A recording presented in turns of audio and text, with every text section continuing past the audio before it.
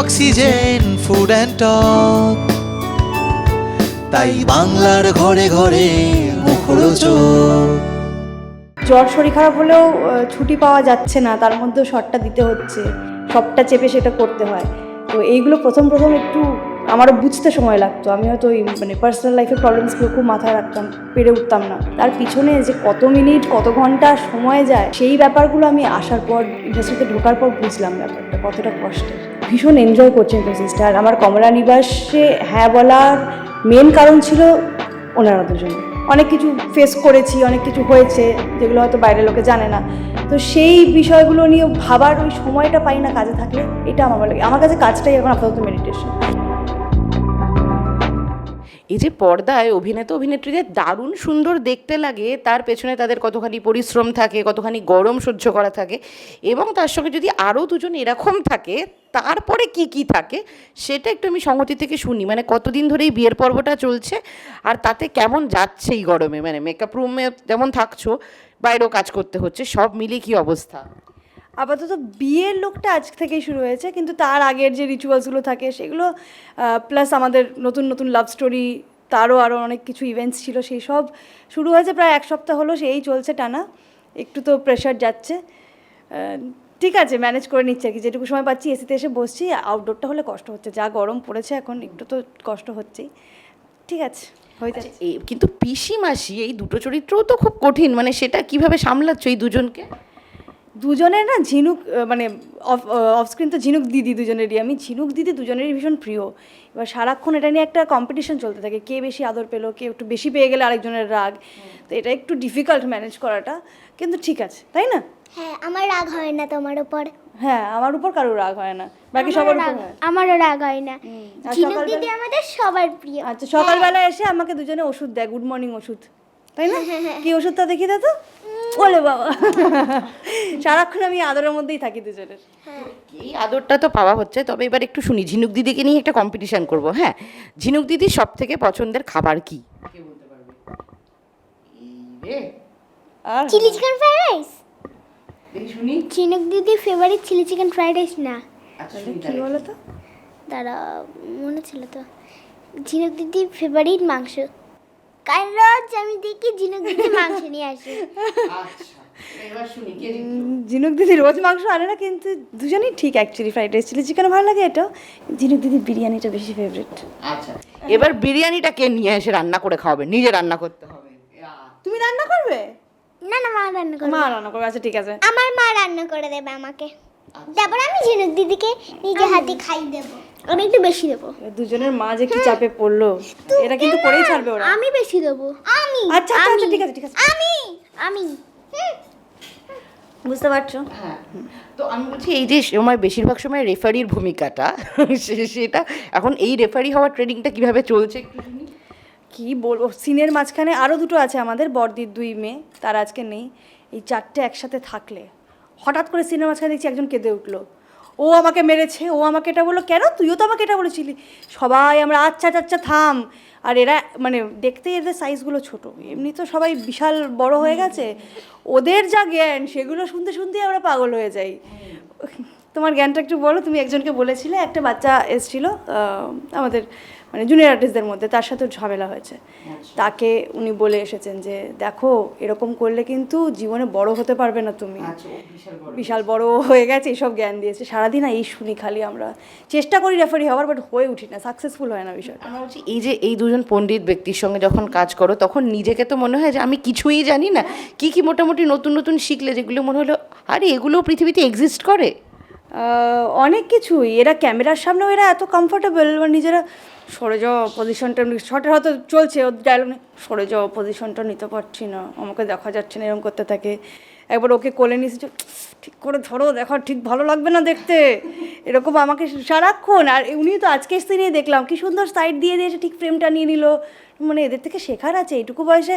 আর সব থেকে বেশি এটা আমি শিখি ওদের থেকে, আমরা সিন মুখস্থ করে করে পাগল হয়ে যাই, তাও গিয়ে কোথাও গুলিয়ে যায়, ওদের মারা পড়ে পড়ে শোনায় একবার, তাতেই এদের মুখস্থ হয়ে যায়, তাতেই এত ভালো এরা মুখস্থ করে নেয়। হ্যাঁ, আমারও এটা আমার শিখতে হবে ওদের থেকে, কি করে করে এটা। আচ্ছা, এবার একটু শুনি তো, এই যে যেমন এই মানে শটটা শুরু হওয়ার আগে একটু আগে যেটা চলছিল যে কে ঝিনুক দিদির পাশে বসবে, এটা মূলত কে ঝগড়াটা করে আর কে মারামারিতে জেতে? আমার থেকেও সেই জন্য আমার থেকে বড়, সেই জন্য ওই তো যেতে, মানে মাঝখানে মাঝখানে আমিও জিতি। কিভাবে সেই জেতাটা হয়, জেতাটা কিভাবে শুনুন? ও বলল যে তুই ঝিনুকদির পাশে বসবি না, আমি বসবো না। আমি বলি আমি ঝিনুকদির পাশে বসবো, তুই বসবি না। দিয়ে এক সময় মার সব কিছু করে যে বসে সেই উইনার হয়। মাঝে মাঝে ও বসে, মাঝে মাঝে আমি বসি। এবার কি তোমার মনে এটা লটারি টটারি করা উচিত? কিছু একটা এবার সিস্টেম আমাকে বের করতে হবে। আজকে তো দুজন, যখন 4 জন থাকে তখন তো আরও জ্বালাতনে পড়ি আমি। প্রথম দিন প্রোমো শ্যুটেই আমার সেটা হয়ে গেছে। প্রোমো শ্যুটে আমাদের একটা রুম দেওয়া হয়েছিল, সেখানে একটা খাট ছিল। সেই খাটে কে আমার পাশে শোবে, একজন এখানে, একজন পেটের উপর, একজন এদিকে, একজন ওদিকে। ওরে বাবা, কি অত্যাচার আর কি ভালোবাসা! আবার তুমি মাসি হয়েছো, তা তোমাকে এইটুকু তো সামলাতে হবেই। তাহলে ওগুলো দেখছো, আমি ওদের কাছে বাচ্চা, ওরা যা যা উত্তর দেয়। রবি বলছিল একটা শুনি। দিয়ে কি বলছেন ভুলে গেলাম। আচ্ছা, সুন্দর। এবার একটা জিনিস বলো, সেটা হলো আমরা যেটা দিয়ে শুরু করলাম যে আমরা পর্দায় অভিনেত্রীদের দারুণ সুন্দর দেখতে লাগে এবং তাদের দেখে একটা মোটামুটি জীবনে যেটা পাই যে এদের তো জীবন দারুণ লাক্সারিয়াস, এটা আমাদের ধারণা। বাস্তবটা আমরা যারা একটু কাছ থেকে তোমাদের দেখার সুযোগ পাই আমাদের কাজের ক্ষেত্রে, সেক্ষেত্রে বুঝতে পারি কতটা পরিশ্রম লেগে থাকে। এরকম কোন ধারণাগুলো নিজের অভিনয় জগৎকে নিয়ে আগে ছিল যেটা কাজ করতে গিয়ে ভেঙে গেছে? সত্যি বলতে সবার যেটা বললে ধারণা গ্ল্যামার, শুধুই গ্ল্যামার, ওটা অবশ্য ছিল না। আমি জানতাম যে খাটনিটাও আছে, কিন্তু এতটা লেভেলের খাটনি সেটা আমি সত্যি আশা করিনি। এসে যখন দেখলাম জ্বর শরীর খারাপ হলেও ছুটি পাওয়া যাচ্ছে না, তার মধ্যেও শটটা দিতে হচ্ছে, এইগুলো আমি এসে জানলাম। আমি যে সিক লিভ তো সব জায়গায় হয়, এটা সবাই যেটা ভাবে যে আমরাও নিশ্চয়ই পাই, কিন্তু আমাদের তো ফেসটা ছাড়া তো আমাদের হবে না, ফেসটা দেখাতেই হবে at the end of the day. জ্বর হোক, শরীর খারাপ হোক, যাই হোক, তাই নিয়ে আমাদের কাজ করে যেতে হয়। তার থেকেও শুধু তো ফিজিক্যাল অসুস্থতা না, মেন্টালিও সবসময় তো সবাই ঠিক ফেজে থাকে না। হতেই পারে তোমার লাইফে একটা বিশাল বড় হার্ট ব্রেক কিছু হয়েছে, বাট এখানে তুমি সিন, একটা বিশাল রোম্যান্টিক সিন করছো বা আনন্দের সিন করছো, সবটা চেপে সেটা করতে হয়। তো এইগুলো প্রথম প্রথম একটু আমারও বুঝতে সময় লাগতো। আমি হয়তো ওই মানে পার্সোনাল লাইফের প্রবলেমসগুলো খুব মাথায় রাখতাম, পেরে উঠতাম না। এখন যখন বুঝে গেছি যে না, ওইটা সরিয়ে রেখে আমাকে ফোকাস করতে হবে, আমাকে সিনটা করতে হবে। তো এগুলোই যে শুধু গ্ল্যামার, শুধু চকচকে একটা ব্যাপার যেটা আমরা দেখি টিভিতে বসে, এই তো একটা একটা 1 মিনিটের সিন হলো, কমেন্ট করে দিয়ে এটা না, এটা ঠিক লাগলো না, ওটা ওরকম লাগলো না, তার পিছনে যে কত মিনিট কত ঘন্টা সময় যায়, সেই ব্যাপারগুলো আমি আসার পর, ইন্ডাস্ট্রিতে ঢোকার পর বুঝলাম ব্যাপারটা কতটা কষ্টের। তোমাকে সব থেকে বেশি ক্ষেত্রে কি গাইড করেছে? মানে যদি তোমার যেখান থেকে কাজ শুরু হয়েছে সেখান থেকে আজকের দিনটা অবধি ধরি, যে এমন হয়তো জীবনে তোমারও সময় এসেছে যেখানে তোমার কাজ করতে আর ইচ্ছা করছে না, বা সেই সময়টা আর ক্যামেরার সামনে যেতে ইচ্ছা করছে না, কারোর সঙ্গে কথা বলতে ইচ্ছে করছে না, এই মোটিভেশনটা কে দিয়েছে, কার থেকে সব থেকে পেয়েছো? আমি অনেস্টলি খুব খুব লাকি এই বিষয়ে। আমার কোস্টার, আমি খুব ভালো কোস্টার্স পেয়েছি দুটো প্রজেক্টেই। সবাই এত সিনিয়র্স, আগেরটাতেও তাই ছিল, এখানে তো সবাই আমার সিনিয়র, কিন্তু সবাই এতটা আমাকে মানে নিজের করে নিয়েছে, সবাই আমাকে বাচ্চার মতো ট্রিট করে এখানে। আগের প্রজেক্টেও তাই ছিল, প্রত্যেকে গাইড করে। আমি শুধু একজনের নাম আমি নিতে পারবো না, সবাই সারাক্ষণ আমাকে গাইড করে যায়। কেউ অভিনয় নিয়ে, কেউ লাইফ লেসেন্স নিয়ে, সবটা মিলে আমার সাথে সবাই সবসময় আছে। এখানেও আমি কোনো দিন যদি এসে একটু 2 মিনিট চুপ থাকি, এক্সট্রা কথা মানে হাই হ্যালো গুড মর্নিংটা একটু নর্মালি বললাম, সবাই শুরু হয়ে যায় তোর কিছু হয়েছে, তোর কিছু হয়েছে। ইভেন ওদের মারা এসে দেখে, আমি জানি না আমি এত কী করি মেকআপ রুমে, যে ওরাও বলতে থাকে তোমার কিছু হয়েছে, তোমার কিছু হয়েছে। তো সবাই সারাক্ষণ আমাকে এত প্যাম্পার করে, আমি কোনো একজনের নাম নিতে পারবো না, প্রত্যেকে আমাকে গাইড করেছে, প্রত্যেকে আমার পাশে থাকে সবসময়। আর সংহতি নিজের সঙ্গে নিজের মেডিটেশনটা কি থাকে? নিজের সঙ্গে নিজের মেডিটেশন, আলাদা করে নিজের সঙ্গে সময়টাই আর পাই না, কিন্তু ওইটা আমার একদিক থেকে খুব ভালো। এখন আমি বুঝতে পারি যে কাজের মধ্যে ব্যস্ততাটা কতটা ভালো লাগে। ছুটির দিন হলে অনেক রকমের চিন্তা মাথায় আসে, লাইফে অনেক কিছু ফেস করেছি, অনেক কিছু হয়েছে যেগুলো হয়তো বাইরের লোকে জানে না, তো সেই বিষয়গুলো নিয়ে ভাবার ওই সময়টা পাই না কাজে থাকলে, এটা আমার ভালো লাগে। আমার কাছে কাজটাই এখন আপাতত মেডিটেশন। যতক্ষণ কাজে আছি আমার মাইন্ড ডাইভার্ট আছে, সব কিছুর থেকে ভালো আছি আমি। এবার একটু কমলা নিবাসে আসি। গল্পটা খুব অন্যরকম এবং যাদের দুজনের ওপর মূলত গল্পটা নির্ভর করে আছে তারা দুজন মানে নাট্যজগতের মানে মহিরুহ বলা যায়। সে জায়গা থেকে দাঁড়িয়ে এই সময় দাঁড়িয়ে সংহতি কতটা অভিনয়ের ক্ষেত্রে ম্যাচিওর হচ্ছে? ভীষণ, আমি রোজ শিখছি, শুধু ওনাদের দুজনের থেকে না, আমাদের গোটা পরিবার প্রত্যেকে যারা যারা কাস্ট হয়েছেন সবাই দুর্ধর্ষ অভিনেতা অভিনেত্রী, আর সবাই আমার থেকে অনেক সিনিয়র, অনেক বছর ধরে কাজ করছেন। প্রত্যেকের থেকে কিছু না কিছু শেখার পাচ্ছি আমি রোজ। তো ভীষণ এনজয় করছি আমি প্রসেসটা। আর আমার কমলা নিবাসে হ্যাঁ বলার মেন কারণ ছিল ওনারা দুজন।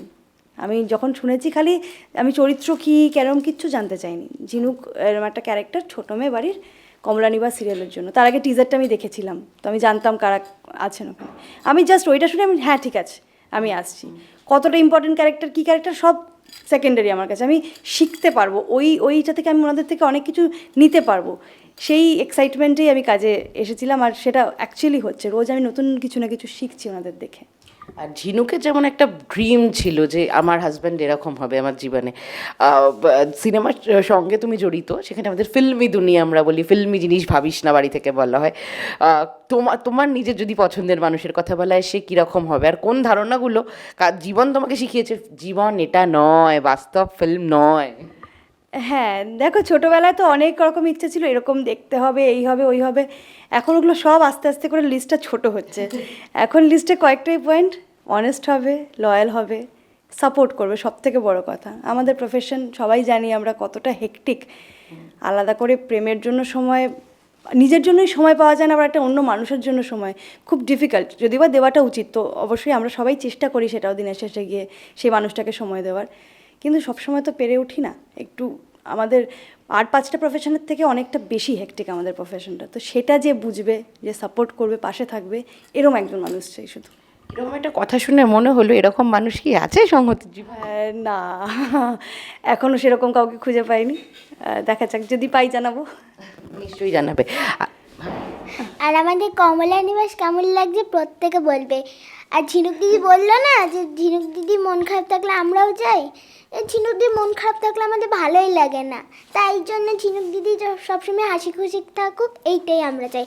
আর এখানে আমার মা একজন আছে, আমার বাবা আছে, আমার কাকাই আছে, আমার কাম্মা আছে, সবাই আমাদের সকলকে খুব ভালোবাসে। আর আমাদের কমলা নিবাস কেমন লাগছে প্রত্যেকে জানাবে।